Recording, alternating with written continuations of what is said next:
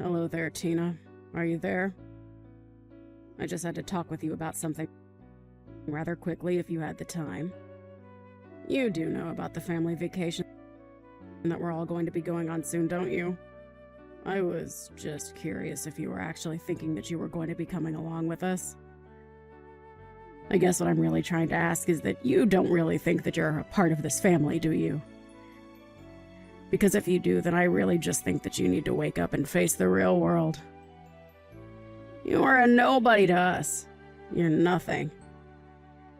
And you are certainly not, nor will you ever be a member of this family. Hello, Rachel. It's just so lovely to hear from you. Thank you so much for double-checking my schedule. Yes, I was, in fact, thinking of going on the trip, if you must know. After all, you were all going to go in our car, isn't that right? Yes, we were going to use your car, but I don't see why you think that that gives you a right to come along with us. I mean, do you really need to tag along? Well, it's been a long, long time since my husband and I have gotten to take a trip. But I remember that Dan mentioned wanting to stop at a nice brewery that was going to be on the way and asked if I wouldn't mind driving so he could drink a little. So actually, another reason why I was going along is to make sure that everyone can have safe, responsible fun. You actually have nothing to worry about, you see. I'll be the one driving. Oh, please. What kind of stupid little excuse is that? Is that really the best you can come up with? You think you deserve to go with us just because you can drive? Anybody can drive, you know? Sorry, did you even read the other messages I sent? Or did you just zero in on the bit that you didn't want to hear? Don't you get smart with me, young lady. I just want you to realize that you are not a part of our family and you never ever will be. So quit trying to force your way into this vacation when you don't even belong. Don't you understand how rude you're being?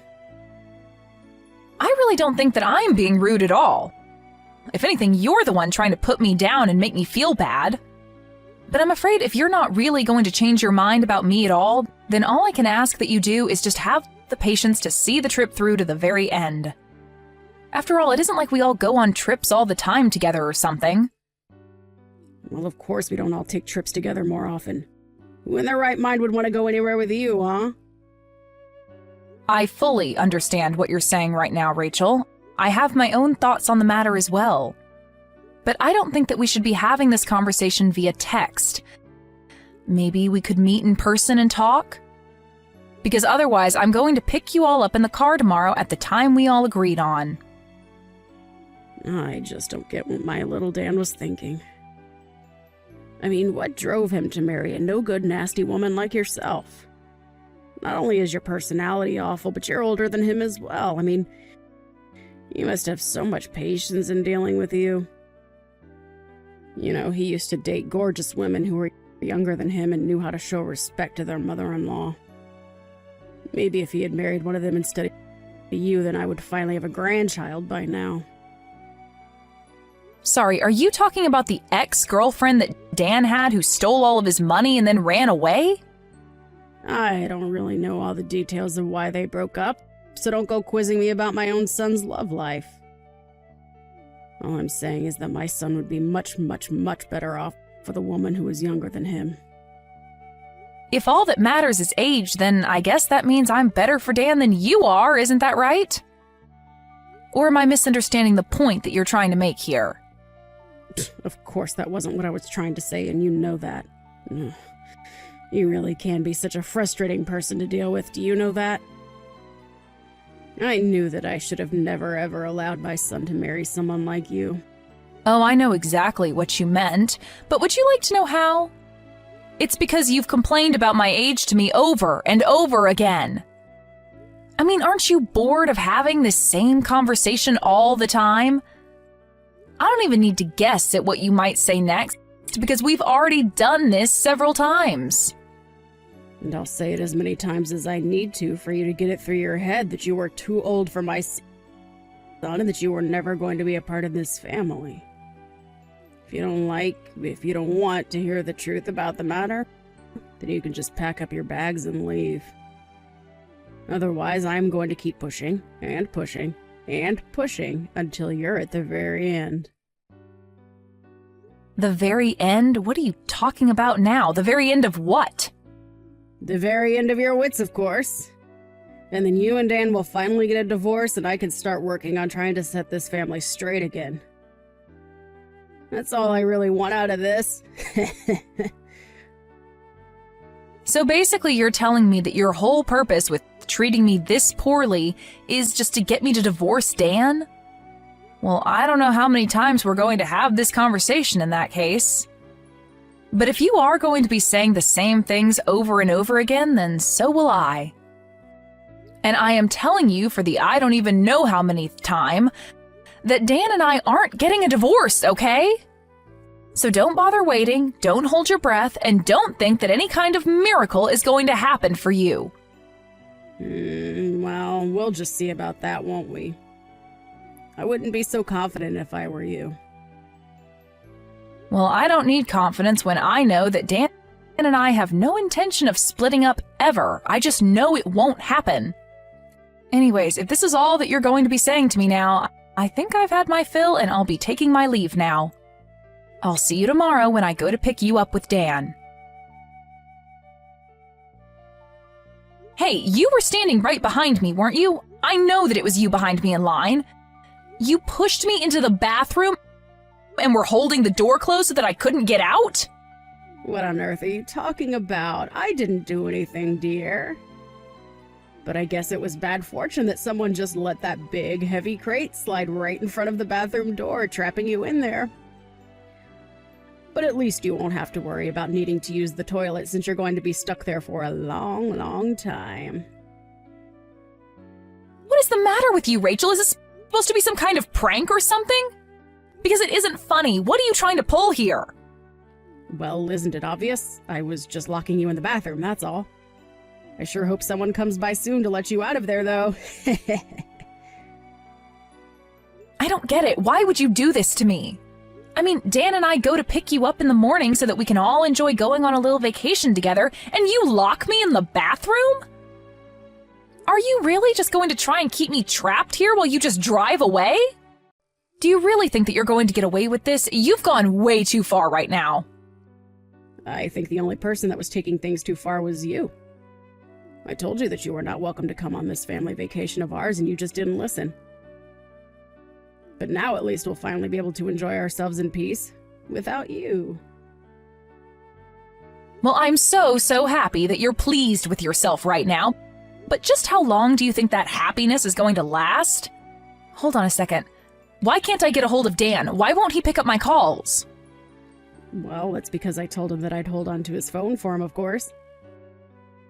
And then I'm going to tell him that you told me that you had an emergency come up. And I'll tell Dan all about how you had to leave early and called a taxi to come and pick you up. And then we can get on with our vacation and you can have fun waiting for someone to rescue you from the toilet. Are you kidding me? Please tell me that you're not serious about that. Have you guys already left? Did you really just abandon me here? That's right. We're on the road far, far away from you now. So your fate is out of our hands now. I just hope that someone comes along soon to let you out. Otherwise, you could be in there all night. So you're sure that it's a good idea to just leave me here then? Is that really what you want to do? Of course, that's what I want to do. What kind of question even is that? I thought I made it clear that I didn't want you coming on this trip at all. All right, then fine. Have it your way. But just don't say that I didn't warn you. I hope you both get where you need to be safely. Dana, are you there? I really have something that I need to talk to you about right now. Where are you? Please tell me. Let me guess. Things went exactly as I thought they would for you. I heard all about how maybe an hour after you left me, you got on the freeway and ended up in a huge accident. I just hope this serves to teach you a lesson about what you did. But where is everyone right now? Where are you? Where's Dan? Is Dan okay? Dan is fine, actually. You were the one who sustained the worst of the injuries. But honestly, just what were you thinking? I mean, You realize that there wasn't anybody else to drive, right? I was coming along because I would have been the only other person capable of driving. But then you just had to go and pull your little prank and put our family in danger in the process. Tell me though, was it worth it? You have no idea what you're talking about at all. I was in the car. I know how to drive. Oh, really? Do you? Because if you did know how to drive, then just how did you all end up in that accident then, huh? I mean, you're lucky that you got away with just having your hip broken. You could have lost your life. Don't you realize that? You were acting like a complete idiot, and lo and behold, something bad happened to you. What did you just call me? How dare you say that to me when I'm the one who got in an accident? I mean, sure, it had been maybe a decade since I last ever drove, but still, a car is a car and I know how to drive. I just didn't think that there'd be so many other cars. And I forgot how fast you have to go on the highway. So basically, you didn't know how to drive, is what you're saying then. In fact, is your driver's license even still valid? Or were you just driving around with an expired license? You know that means you could be arrested for what you did, don't you? Wait, what? You think that I'm going to be arrested? I mean, you were the one who was behind the wheel of the car. Who else would be liable? Dan and your husband were drinking, so they weren't going to drive, and the only sober person there was you. But you clearly don't know how to drive anymore, and you don't even have a valid license. You were driving, you caused the accident, it's your fault. But that isn't fair. It's not like I forgot how to drive. Besides, it's not my fault that I can't get a new driver's license. It's those darn people at the DMV who refuse to renew it for me. That's right, I had almost forgotten about that. I remember you mentioned that before Dan and I were even married. You mentioned how you told me that you would never be able to renew your license again. Not only did they think you were getting too old, but you had too many strikes on your last one. But it isn't fair. They sent me to their stupid little driving school. I took all their classes and they still had the nerve to not give me a new one. Surely you must agree that this is horrible, right? I mean, who are they to tell me that I can't drive when I know that I can drive perfectly well? Am I really going to be arrested just for a little fender bender?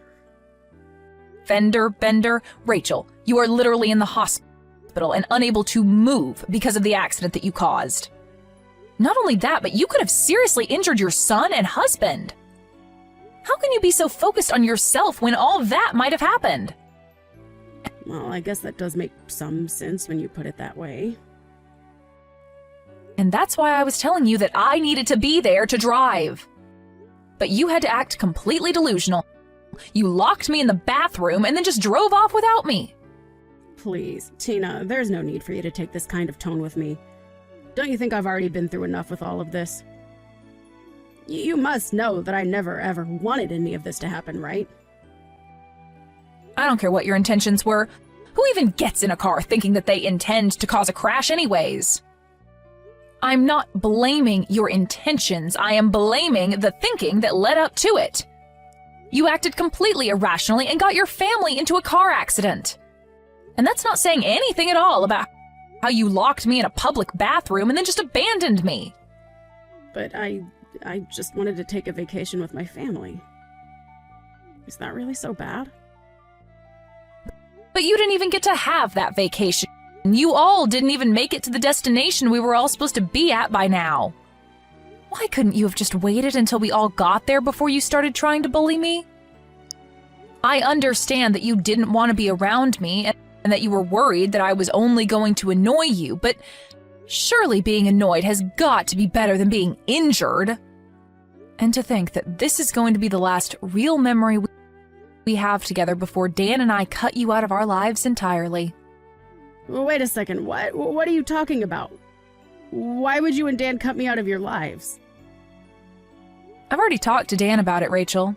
I told him all about the horrible things that you say to me. And now, with all that's happened for the vacation, he just can't tolerate you any longer. In fact, he was already going to talk about this with you before we even went on the trip, if you must know. Hold on a second. Now that you mention it, Dan did say that he had something important important he wanted to talk to me about. You're telling me that this is that. He wanted to tell me that he didn't want me around anymore? That's right. And there's one more thing that you should know, Rachel. I'm pregnant. Wait, what? You've got to be kidding me. Why am I just hearing about this now? You're only hearing about it now because I know that letting you know any sooner wouldn't have been good for me or the baby. I mean, do you have any idea just how stressful it already is talking to you like this? I knew that if I told you I was pregnant, you would be trying to control my life. I talked to Dan about this and told him that I don't know how I was supposed to go through with this if you were going to be constantly breathing down my neck about every little thing. So we talked and said that the best thing to do would be to put physical distance between us all. So we're going to be moving away. But this is all so much. I can't handle all of this news at once. How is this happening? It's happening because we didn't want you to know a word of it, but now that we're about to cut you out of our lives anyways, it doesn't really matter. That, and you never even gave me a chance to speak about my life to you. You were always just interested in putting me down. But now you've gone and made a mistake that can't be undone. And in doing so, you've confirmed every fear about you that I've had. And you've shown your son and husband that you're nothing but a mean bully who doesn't deserve the loving family she has. But wait, Tina, please. If you're pregnant, then this changes everything. I mean, can't we just pretend like nothing ever happened? We can just put all this behind us, can't we? Why didn't you ever tell me about this? I literally just explained to you why I didn't tell you. Did you even read the messages that I was sending you? I told you that you were just going to try and interfere with our lives even more if you know that I was pregnant. Dan and I were going to use this as the chance to cut you out of our lives. That's why you didn't know about it until now. But then you mean you're not even going to let me meet my own grandchild? Well, it's going to be hard for you to meet them anyway, if you're behind bars for what you've done. Please don't say things like that. Huh? You really can't think that they would throw an old lady like me in jail. I'm sorry, but the law is the law. Do you really think that you're above just because of your age? Either way, you're not going to be our problem anymore. We want nothing to do with you ever again, and we are going to be cutting you out of our lives. Whether or not you get arrested after this, it really makes no difference to me at all. Just wait, Tina. You can't be serious about this, right? I mean, you're really just going to abandon me during my time of need like this? Please, I had no idea that you were pregnant. That really would have changed everything. I promise that I'll change. I'll help you raise them well. You have to believe me. We do not want you to have anything to do with our child at all, Rachel. That's the whole reason we're going to be moving as far away from you as we can. Just stay out of our lives and don't come looking for us. Do you understand? So then you're really serious about all this? But I never even gave Dan permission to do this. You can't just leave me! I'm afraid that we've already made up our minds and we're going to be moving out. That is final. Just remember that you're the one that's going to have to explain all this to your husband. You're going to have to tell him that you were so horrible to me that you pushed me and your son away to the point that we never want to see you again.